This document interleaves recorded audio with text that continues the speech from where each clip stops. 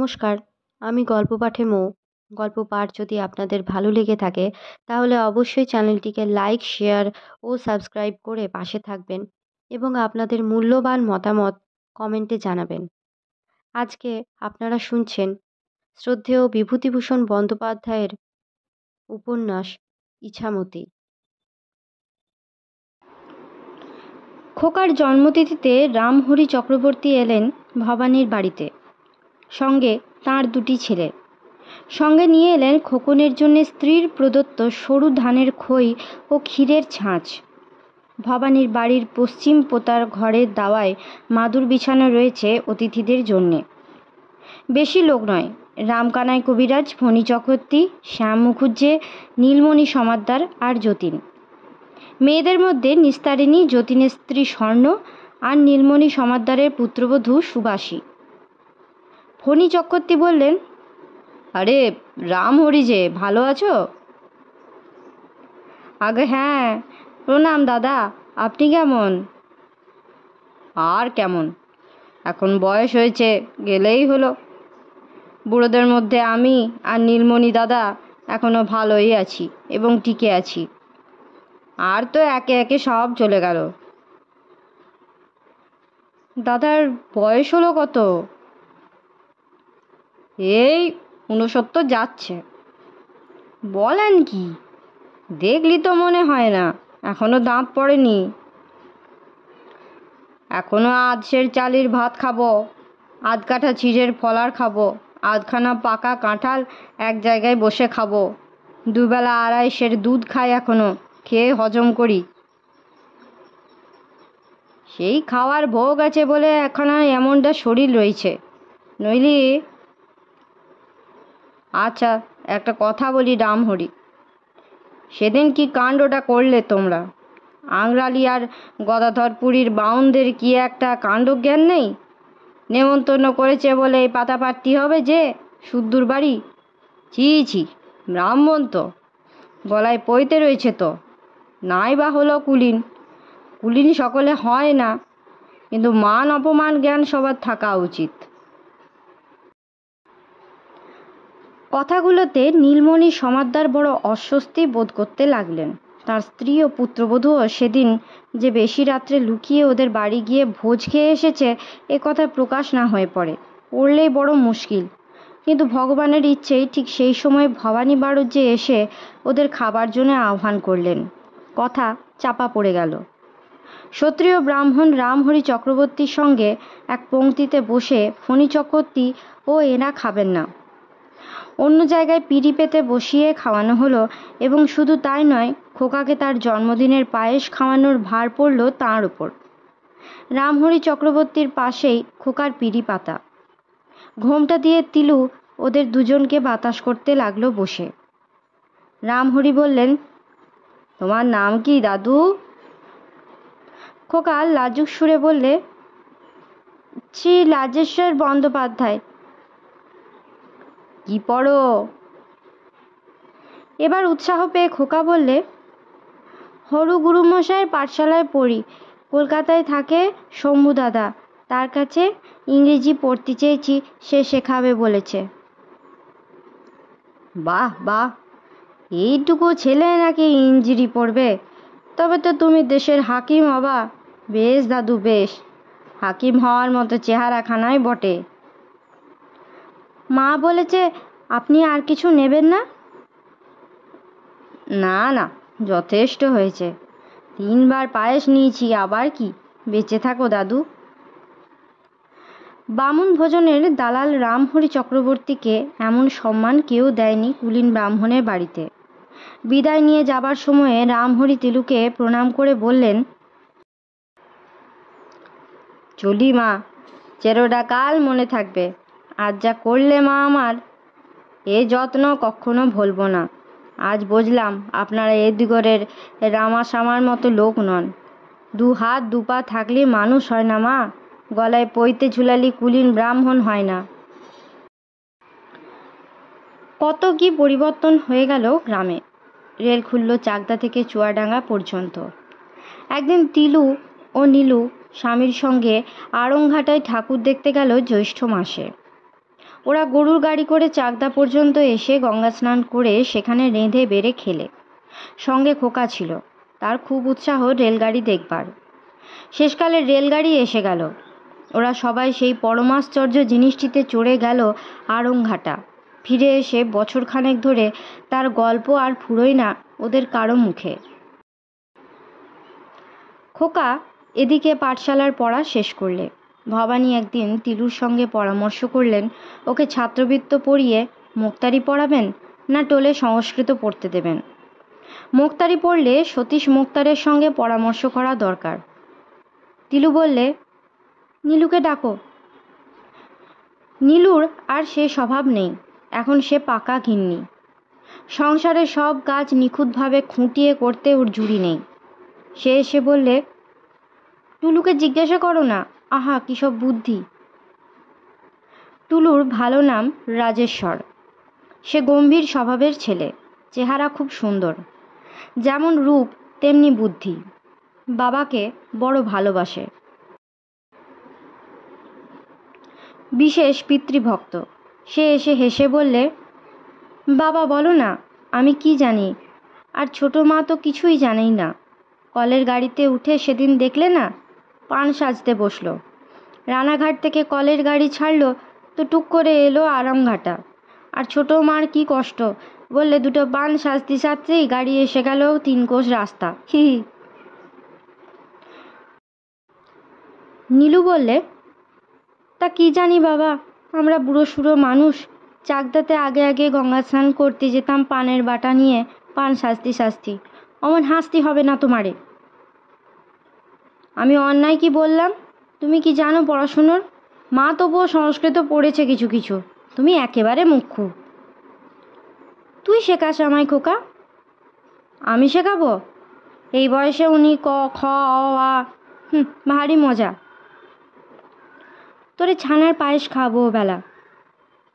ঠিক ঠিক, তাহলে তুমি খুব ভালো, মোটেই মুখ্যু না।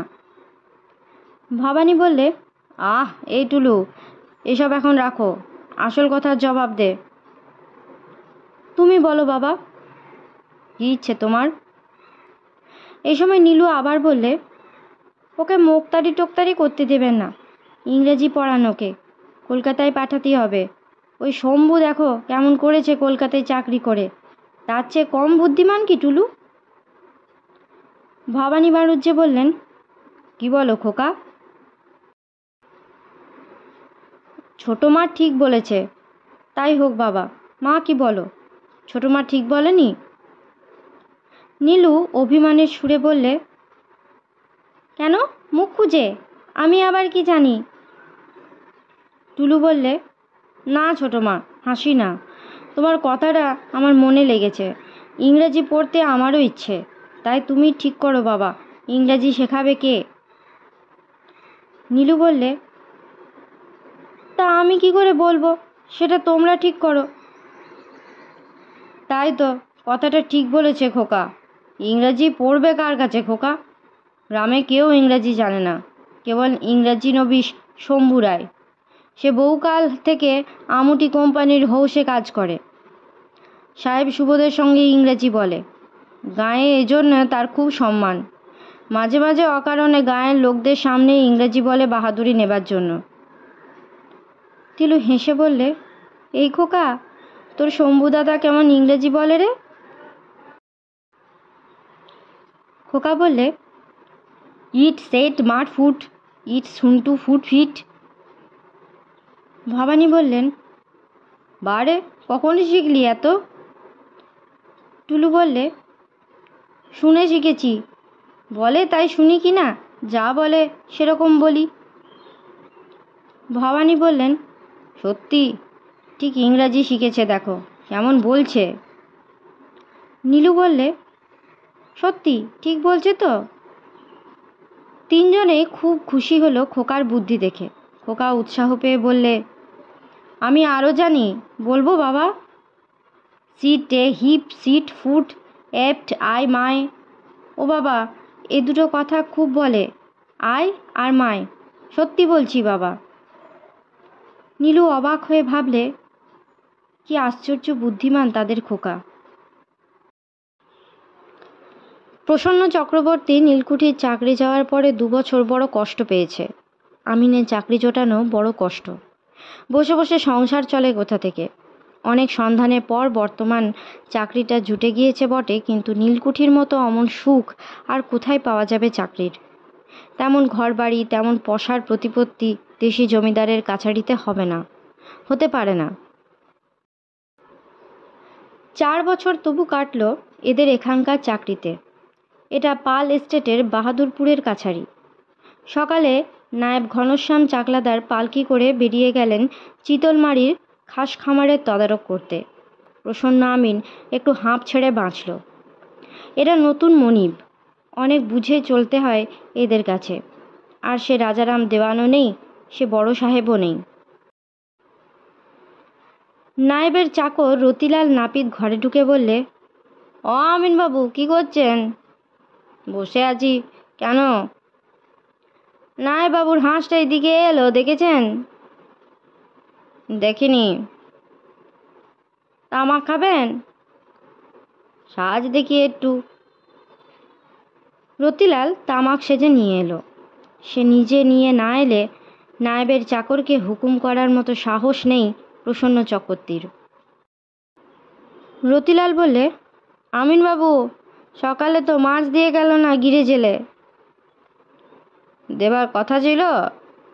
গিরে কাল বিকেলে হাটে মাছ বেচছিল, দেখেছি। আর মাছ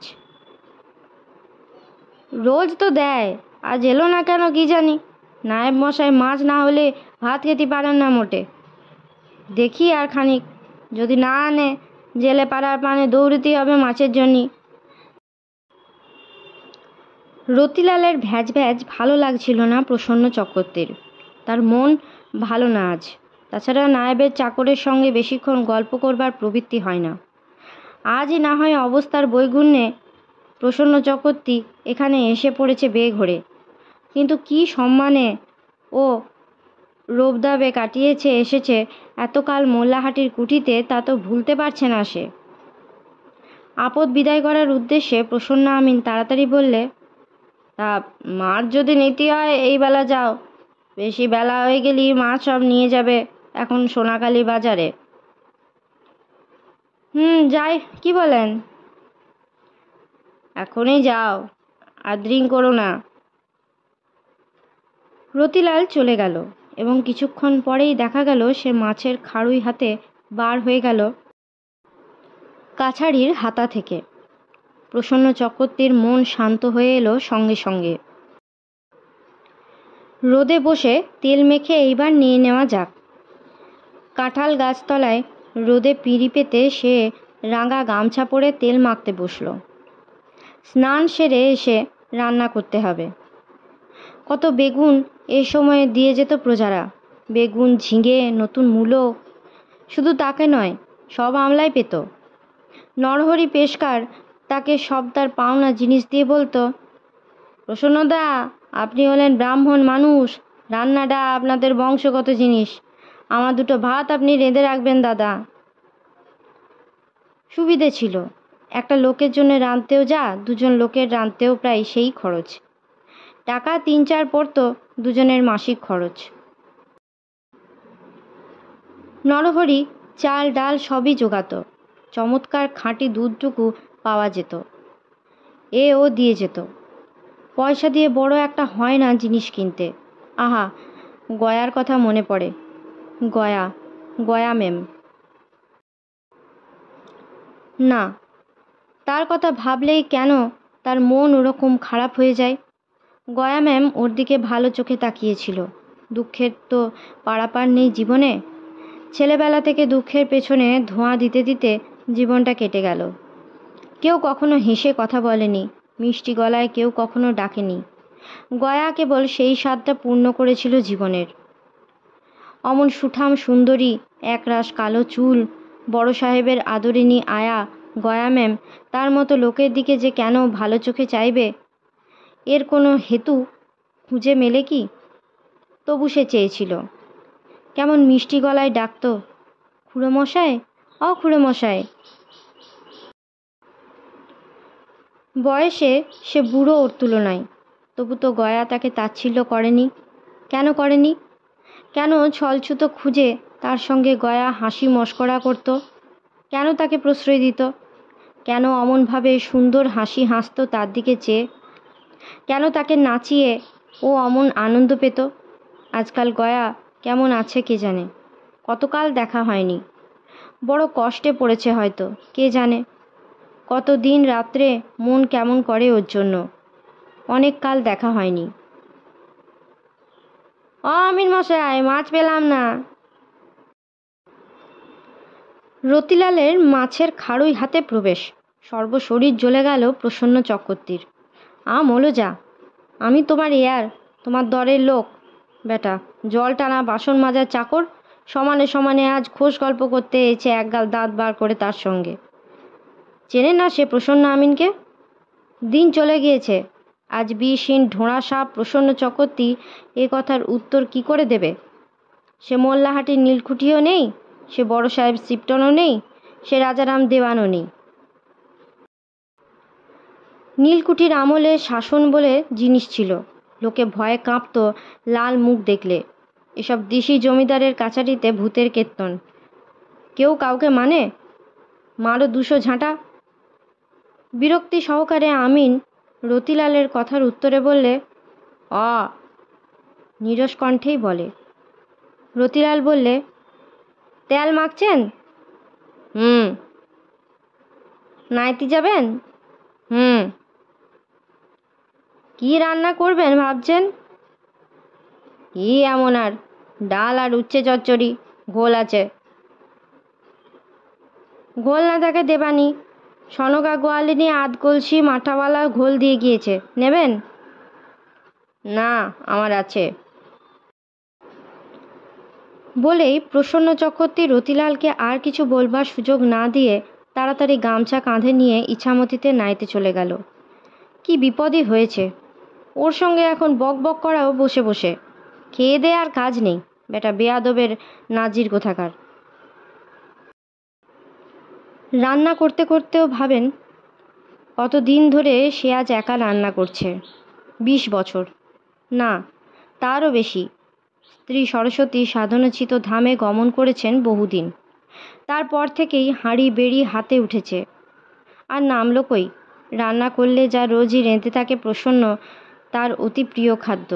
খুব বেশি কাঁচা লঙ্কা দিয়ে মাসকলাইয়ের ডাল, উচ্ছে ভাজা, ব্যাস হয়ে গেল। কে বেশি ঝঞ্ঝাট করে? আরও বেশি ঘোল আছে। ডাল রান্না করলেন নাকি? জলের ঘটি উঁচু করে আলগোছে খেতে খেতে প্রায় বিষম খেতে হয়েছিল আর কি। কোথাকার ভূত এ বেটা? দেখছিস একটা মানুষ তেতপ পরে দুটো খেতে বসেছে, এক ঘটি জল খাচ্ছে, ঠিক সেই সময় তোমার কথা না বললে মহাভারত অশুদ্ধ হয়ে যাচ্ছিল না, তোমার বাপের জমিদারি লাটে উঠেছিল। বদমাইশ পাজি। বিরক্তির সুরে জবাব দেয় প্রসন্ন চক্রবর্তী। কেন? কিসের ডাল? মাসকলাইয়ের। আমার একটু দেবেন, বাটি আনবো? নেই আর, 1 কাঁসি রেখেছিলাম, খেয়ে ফেললাম। আমি যে ঘোল এনেছি আপনার জন্যে। আমার ঘোল আছে, কিনেছিলাম। খুব ভালো ঘোল, সনকা গোয়ালিনীর নাম ডাকি ঘোল। বিষ্টু ঘোষের বিধবা দিদি চেনেন? মাথাওয়ালা ঘোল, ও ছাড়া কেউ করতে জানে না, খেয়ে দেখেন। নামটা বেশ, মরুকে। ঘোল খারাপ করেনি, বেশ জিনিসটা। এ গায়ে থাকে সনকা গোয়ালিনী। বয়স কত? এক কলকে তামাক সেজে খেয়ে প্রসন্ন একটু শুয়ে নিলে ময়লা বিছানায়। সবে সে চোখ একটু বুঝেছে, এমন সময় পাইক এসে ডাক দিলে, নায়েব মশাই ডাকছেন আপনারে। ধর্মর করে উঠে প্রসন্ন চক্রবর্তী কাছারি ঘরে ঢুকল। অনেক প্রজার ভিড় হয়েছে। আমিনের জরিপি চিঠা নকল নিতে এসেছে 8-10টি লোক। নায়েব ঘনশ্যাম চাকলাদার রাশভারী লোক, পাকা গোঁপ, মুখ গম্ভীর, মোটা ধুতি পরনে, কোচার মুড়ো গায়ে দিয়ে ফরাসে বসেছিলেন আধময়লা একটা গির্দে হেলান দিয়ে। রূপো বাঁধানো ফর্সিতে তামাক দিয়ে গেল রতিলাল নাপিত। আমিনের দিকে চেয়ে বললেন, খাসমহলের চিঠা তৈরি করেছেন? প্রায় তৈরি হয়ে এসছে, সামান্য কিছু বাকি। ওদের দিতে পারবেন? যাও, তোমরা আমিন মশাইয়ের কাছে যাও, এদের একটু দেখে দেবেন তো চিঠাগুলো, দূর থেকে এসেছে সব, আজই চলে যাবে। প্রসন্ন চক্রবর্তী বহুকাল এই কাজ করে এসেছে। গুড়ের কলসির কোন দিকে সার গুড় থাকে আর কোন দিকে ঝোলা গুড় থাকে তাকে সেটা দেখাতে হবে না। খাসমহলের চিঠা তৈরি থাকলেই কি আর সব গোলমাল মিটে যায়? সীমানা সরহদ্দ দিয়ে গোলমাল থাকে, অনেক কিছু গোলমাল থাকে। চিঠাতে নায়েবের সই করাতে হবে, অনেক কিছু হাঙ্গামা। এখন অবেলায় অত শত কাজ কি হয়ে উঠবে বলা যায় না। চেষ্টা করি, অবশ্য দেখা যাক। নীলকুঠির দিনে এমন সব ব্যাপারে 2 পয়সা আসতো, সেসব অনেক দিনের কথা। এখন যেন মনে হয় সব স্বপ্ন। প্রজাদের তরফ থেকে একজন লোক এগিয়ে এসে বললে, করে দেন আমিনবাবু, আপনারে পান খেতে কিছু দেব এখন। কিছু কত? 1 আনা করে মাথা পিছু দেব এখন। প্রসন্ন চক্রবর্তী হাতের খেরো বাঁধা দপ্তর নামিয়ে রেখে বললে, তাহলে এখন হবে না। তোমার নায়েব সাহেবকে গিয়ে বলতে পারো, চিঠে তৈরি হয়েছে বটে, এখনও সাবেক রেকর্ডের সঙ্গে মেলানো হয়নি, সব সই হয়নি, এখনও 10-15 দিন কি মাসখানেক বিলম্ব। চিঠে তৈরি থাকলেই কাজ ফতে হয় না, অনেক কাঠখড় পোড়াতে হয়। প্রজাদের মোড়ল বিনীতভাবে বললে, তা আপনি কত বলছো আমিনবাবু? সেও অভিজ্ঞ লোক, আইন আদালত জমিদারি কাছারির গতিক এবং নারী বিলক্ষণ জানে। কেন আমিনবাবু বেঁকে দাঁড়িয়েছে তাকে বোঝাতে হবে না। প্রসন্ন চক্রবর্তী অপ্রসন্ন মুখে বললে, না না, সে হবে না, তোমরা নায়েবের কাছেই যাও, আমার কাজ এখনো মেটেনি, দেরি হবে 10-15 দিন। মোড়ল মশাই হাত জোর করে বললে, তা মোদের উপর রাগ করবেন না আমিন মশাই, 6 পয়সা করে মাথা পিছু দেবানি। 2 আনার 1 করি কম হলি পারবো না। গরিব মরে যাব তাহলে। না না, পারবো না। বাধ্য হয়ে 10 জন প্রজার পাঁচশিকে মোড়ল মশাইকে ভালো ছেলের মতো সুরসুর করে এগিয়ে দিতে হলো প্রসন্ন চক্রবর্তীর হাতে। পথে এসো বাছাধন। চক্রবর্তীকে আর কাজ শেখাতে হবে না ঘনশ্যাম চাকলাদারের। কি করে উপরি রোজগার করতে হয় নীলকুঠির আমিনকে সে কৌশল শিখতে হবে পচা জমিদারি কাছারির আমলার কাছে। শাসন করতে এসেছেন, দেখেছি শিবটন সাহেবকে। বেলা 3 প্রহর। ঘনশ্যাম চাকলাদার আবার ডেকে পাঠালেন প্রসন্ন চক্রবর্তীকে। ঘনশ্যাম নায়েব অত্যন্ত কর্মঠ, দুপুরে ঘুমের অভ্যেস নেই, গির্দে বালিশ বুকে দিয়ে জমার খাতা সই করবেন। পেশকার কাছে দাঁড়িয়ে পাতা উল্টে দিচ্ছে, ফর্সিতে তামাক পুড়ছে। প্রসন্ন চক্রবর্তীর দিকে চেয়ে বললেন, ওদের চিঠা দিয়ে এলেন?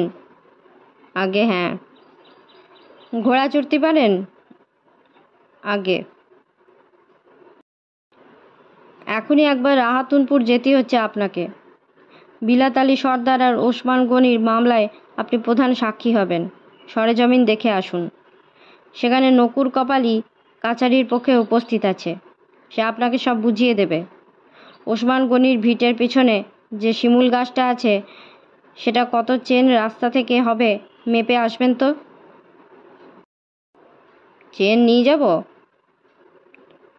নিয়ে যান, আমার কান কাটা ঘোড়াটা নিয়ে যান, ছাড় তোক দেবেন না, বাঁ পায়ে ঠোকা মারবেন পেটে, খুব দৌড়বে।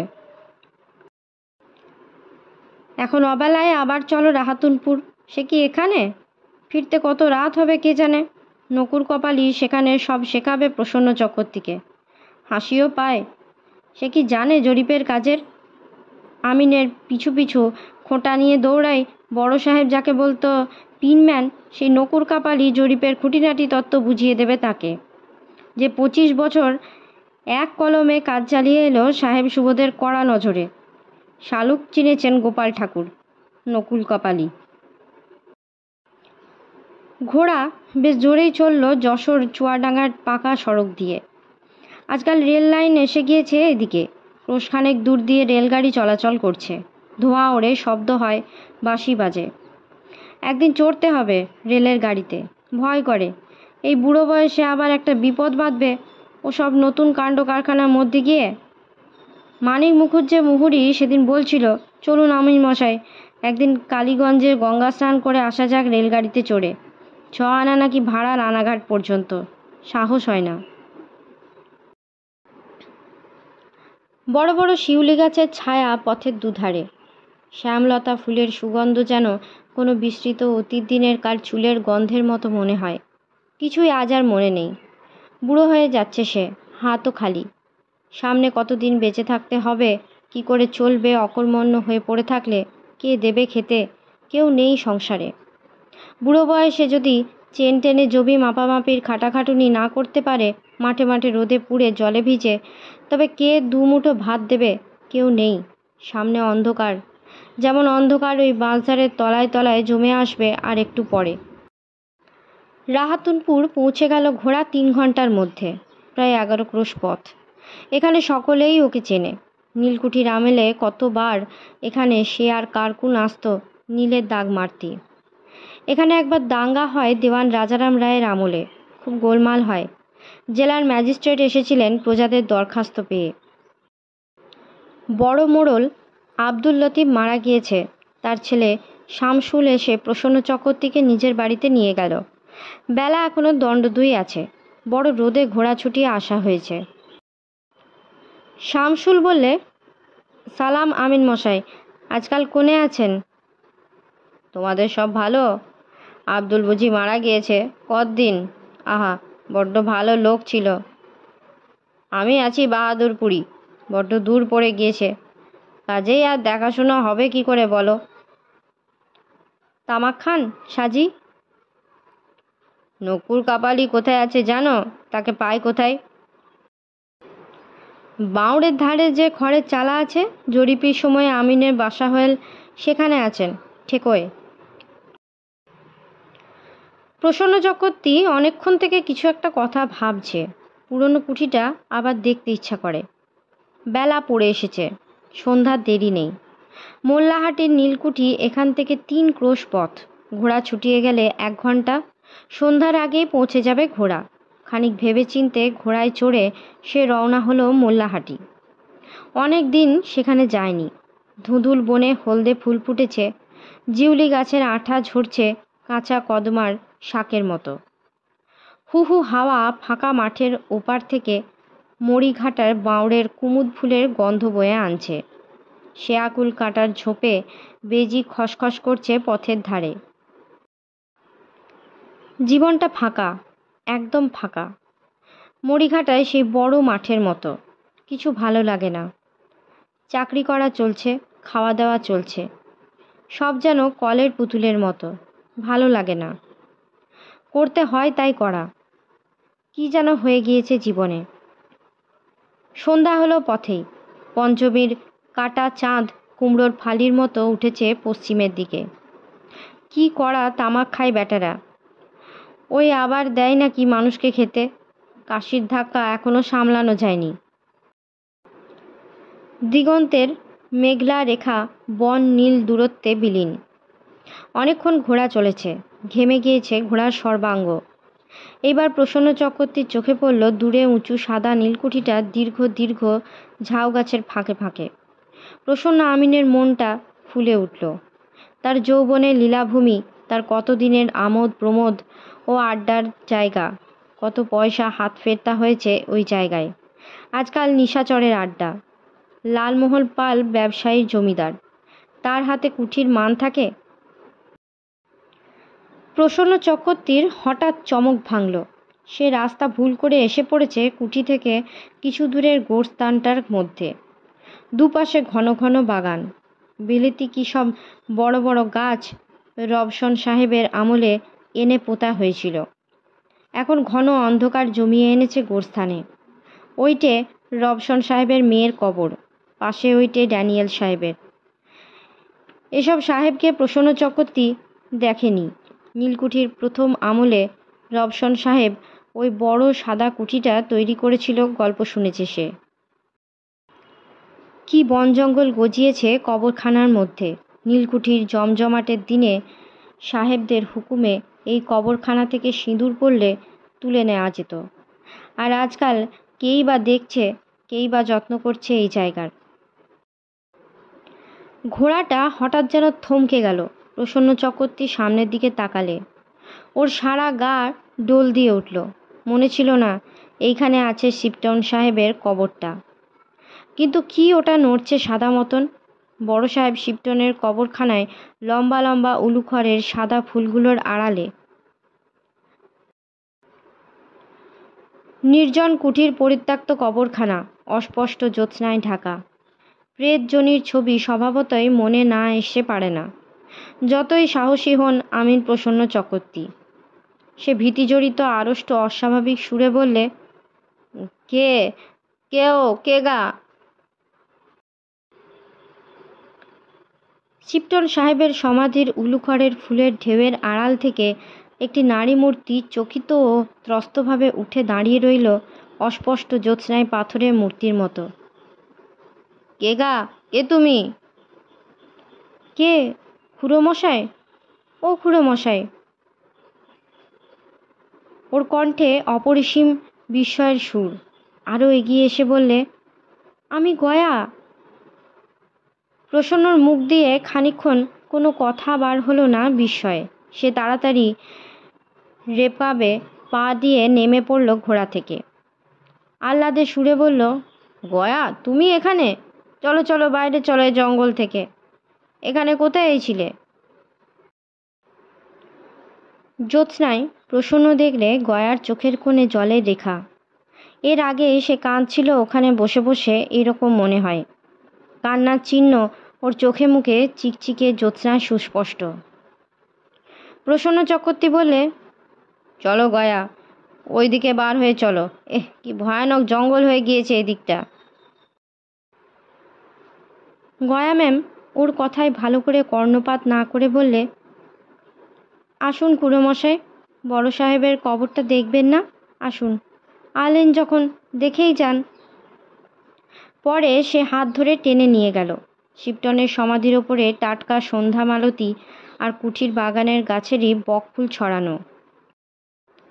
তা থেকে একগোছা সন্ধ্যা মালতী তুলে নিয়ে ওর হাতে দিয়ে বললে, দেন, ছড়িয়ে দেন। আজ মরবার তারিখ সাহেবের, মনে আছে না? কত নুনডা খেয়েছেন একসময়। দেন দুটো উলুখড়ের ফুলও দেন, তুলে টাটকা দেন ওই সঙ্গে। প্রসন্ন চক্রবর্তী দেখলে ওর দু গাল বেয়ে চোখের জল গড়িয়ে পড়েছে নতুন করে। তারপর দুজনে কবরখানার ঝোপ জঙ্গল থেকে বার হয়ে একটা বিলিতি গাছের তলায় গিয়ে বসল। খানিকক্ষণ কারো মুখে কোনো কথা নেই। দুজনেই দুজনকে অপ্রত্যাশিতভাবে দেখে বেজায় খুশি হয়েছে যে, সেটা ওদের মুখের ভাবেই পরিস্ফুট।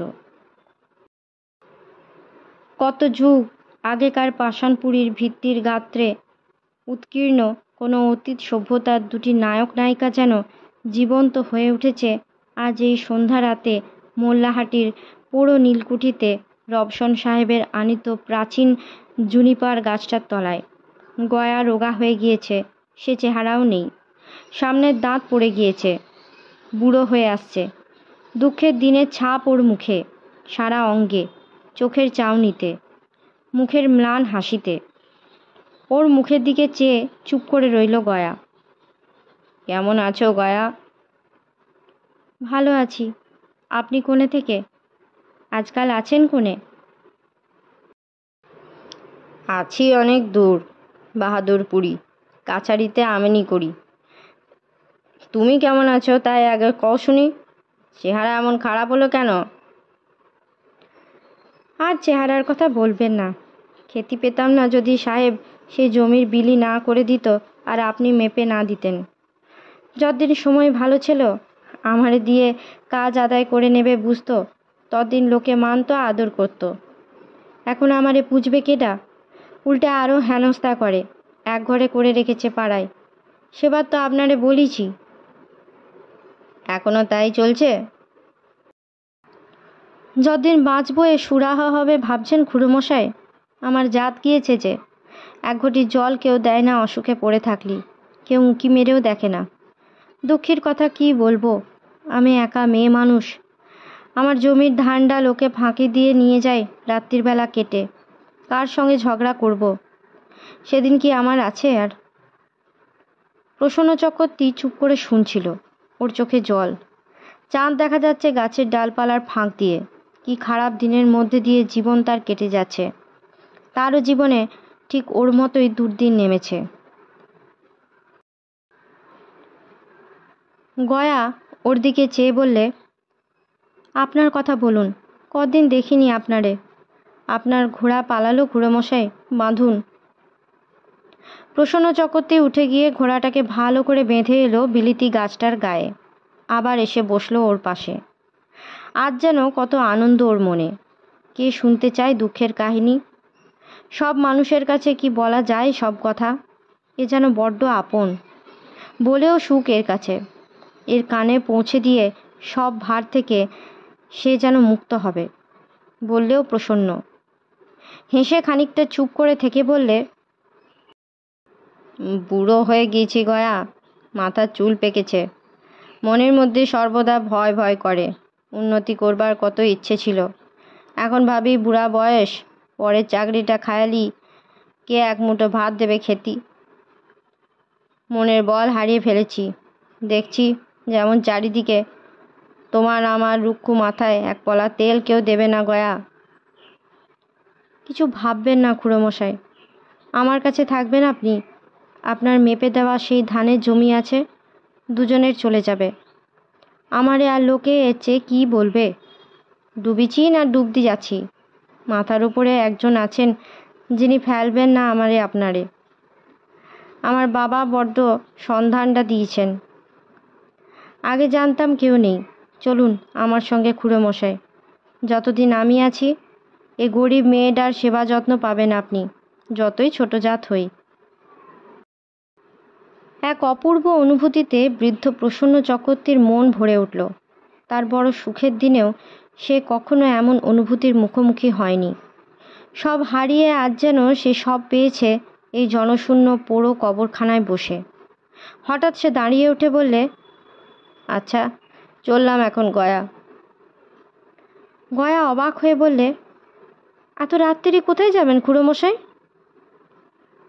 পরের ঘোড়াটা এনেছি, রাত্রি চলে যাব কাছারিতে। পরের চাকরি করে যখন খায় তখন তাদের কাজ আগে দেখতে হবে, না যদি আর দেখা হয় মনে রেখো বুড়োটারে। তুমি চলে যাও, অন্ধকারে সাপখোপের ভয়। আর মোটেই না দাঁড়িয়ে প্রসন্ন চক্রবর্তী ঘোড়া খুলে নিয়ে রেকাবে পা দিয়ে লাফিয়ে ঘোড়ায় উঠল। ঘোড়ার মুখ ফেরাতে ফেরাতে অনেকটা যেন আপন মনেই বললে, মুখের কথাটা তো বললে গয়া, এই যথেষ্ট। এই বা কেডা বলে এই দুনিয়ায়, আপন জন ভেন্ন কেডা বলে, বড্ড আপন বলে যে ভাবি তোমারে।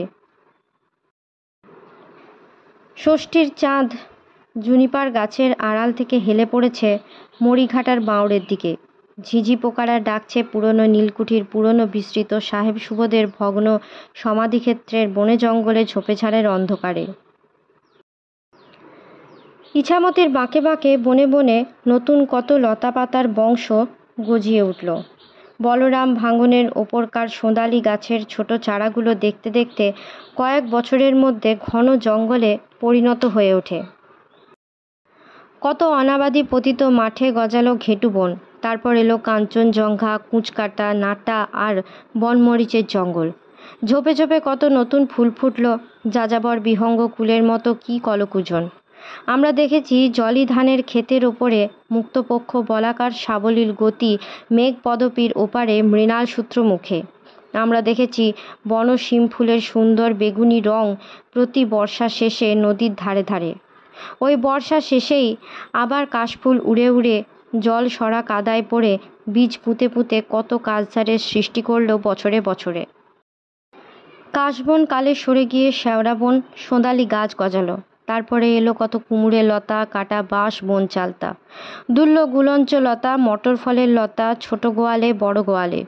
সুবাস ভরা বসন্ত মূর্তিমান হয়ে উঠল কতবার ইছামতির নির্জন চরের ঘেঁটু ফুলের দলে।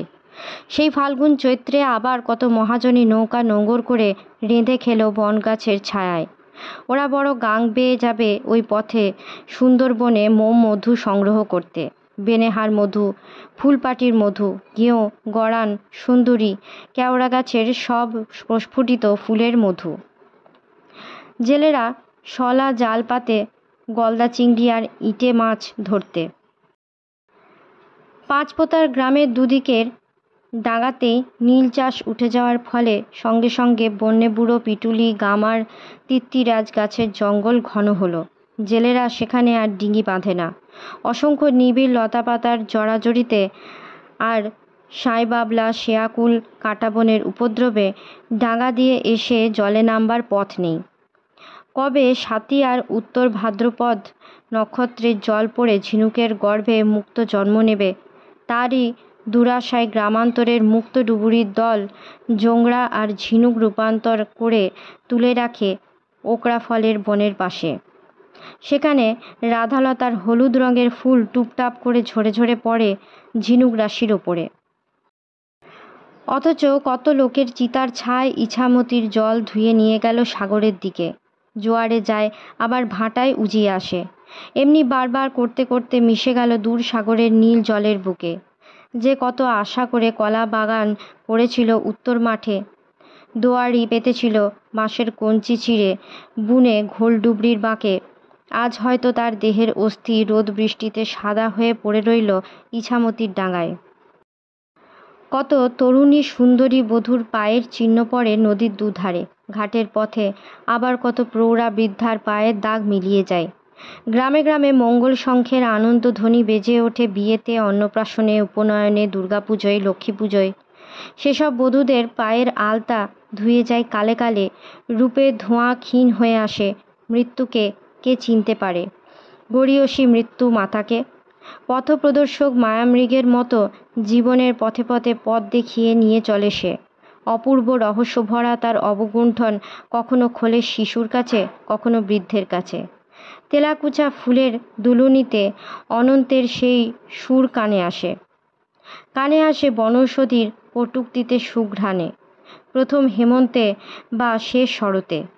বর্ষার দিনে এই ইছামতির কুলে কুলে ভরা ঢলাঢল রূপে সেই অজানা মহাসমুদ্রের তীরহীন অসীমলতার স্বপ্ন দেখতে পায় কেউ কেউ। কত যাওয়া আসার অতীত ইতিহাস মাখানো ওই সব মাঠ, ওই সব নির্জন ভিটের ঢিপি, কত লুপ্ত হয়ে যাওয়া মায়ের হাসি এতে অদৃশ্য রেখায় আঁকা। আকাশের প্রথম তারাটি তার খবর রাখে হয়তো। ওদের সকলের সামনে দিয়ে ইছামতির জলধারা চঞ্চল বেগে বয়ে চলেছে বড় লোনা গাছের দিকে। সেখান থেকে মোহনা পেরিয়ে, রায়মঙ্গল পেরিয়ে, গঙ্গাসাগর পেরিয়ে মহাসমুদ্রের দিকে। আজকের মতো গল্প পাঠ এই পর্যন্তই। আজকে আপনারা শুনলেন ইছামতির অন্তিম পর্ব। এরপর নিয়ে আসবো আরও কোনো গল্প বা উপন্যাস পরবর্তী ভিডিওতে। সকলে ভালো থাকবেন, সুস্থ থাকবেন এবং পাশে থাকবেন। নমস্কার।